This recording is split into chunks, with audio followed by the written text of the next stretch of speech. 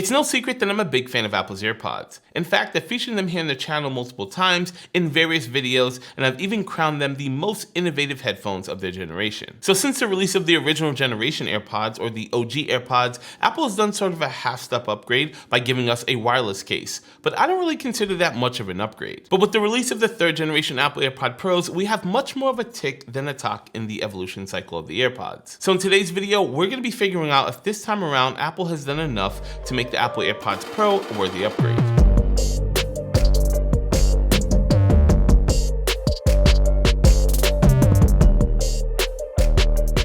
Alright, so what are some of the main differences between the original generation AirPods and the AirPods Pro? So starting from the outside and working our way in, you'll notice the case is slightly larger and opens from the side instead of the top. Also, the status light has moved from the inside to the outside of the case. But one thing that you will notice that's still the same is the lightning port. And it kind of makes sense, because even the newer generation iPhones still use a lightning port. It's not going to make a whole lot of sense to carry two chargers if you're traveling with your AirPods and your iPhone. So yeah, it makes sense for Apple to put a lightning port in the new case. And since we are comparing it to the original generation AirPods, the AirPods Pro do come standard with a wireless case. And then there are the differences in the AirPods themselves. Now the AirPod Pros have a much shorter stem and the driver is much notably larger.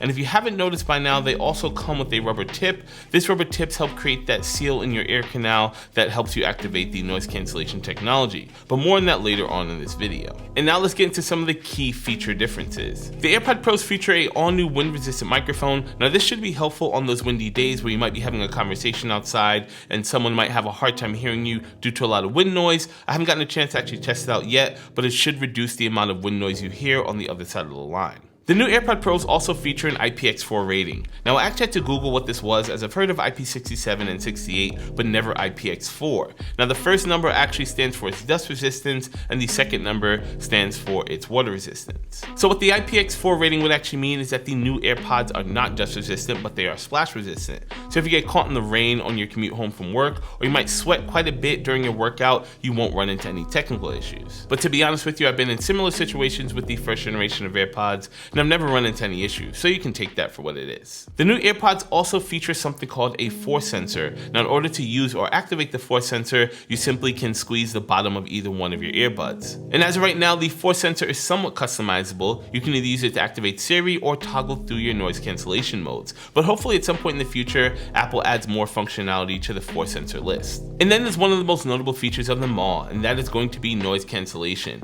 Now admittedly, noise cancellation isn't for everyone. In fact, up until the AirPod Pros, I've never been a big fan of noise cancelling earbuds. They've always seemed to give me a headache. And in the last week and a half of owning the AirPod Pros, I haven't experienced too much of that, and generally when I do, I'll either turn off the active noise cancellation or toggle to the transparency mode, and it seems to help a little bit. And that's one of the other features of the AirPod Pros. You are able to control the active noise cancellation through the menu system. Also in your menu system related to active noise cancellation, you'll find a really cool feature called the Ear Tip Fit Test. Now this is actually going to be a test that's going to play a small tone in your ear, and it's actually going to let you know whether you're using the right tips to get the optimal active noise cancellation with your AirPod Pros. And then there's going to be the most important feature of them all, the sound quality. Now I've said this time and time again here on the channel, I am not an audiophile. So I'm not going to go too deep into this because, to be honest with you, I don't really know what I'm talking about, but if I had to compare them to anything, they sound much better than my Bose SoundSport Wireless, they sound way better than my Jaybirds, and they definitely sound way better than the first generation of AirPods. So yeah, that's my review on the sound quality. They sound really good. So of course it's easy to talk about all the new features and all the good stuff, but the AirPod Pros are not without their own flaws. So flaw number one actually has to do with the fit. Now I know Apple added the ear tips to actually create a seal and make for better stability when putting the AirPods in your ears, but for me personally, I had better luck with the first generation not falling out of my ears than the AirPod Pros, especially when I'm having a conversation on the phone. I guess it's the movement of my jaw and my actual ear canal, but it seems like the AirPod Pros fall out of my ears each and every time. Flaw number two for me is actually going to be the noise cancellation. Now this is another personal one, just like the first flaw, but I'm not really a big fan of the suction that happens in your ear to create that seal for noise cancellation. Definitely, while it doesn't do it as much as other headphones, it still does give me a headache, and I wish they had an option where you can just use a regular plastic tip, similar to the first generation AirPods, and just use them that way. And flaw number three is actually a feature that they took away. So in the first generation of the AirPods, they actually had this tap functionality where you could either tap to activate Siri or tap to play and pause music, tap to pick up a phone call, and they don't seem to have that in the AirPod Pros. This was a super convenient feature if you had your phone in your pocket and you didn't feel like taking it out to play or pause music or pick up a phone call. And I really wish Apple would bring it back. Maybe in the next generation of AirPods they'll do it. So should you buy the Apple AirPod Pros? Well, that's a little bit of a hard question to answer.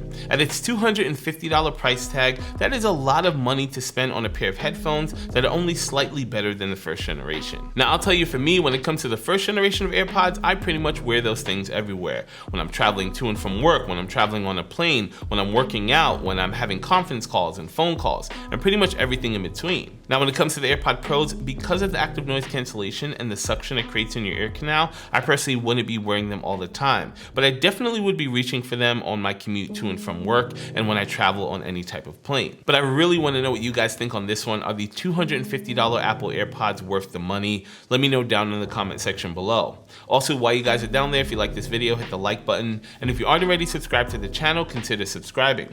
Once again, guys, my name is Fran. Thanks for checking out this video, and I'll see you guys in my next one.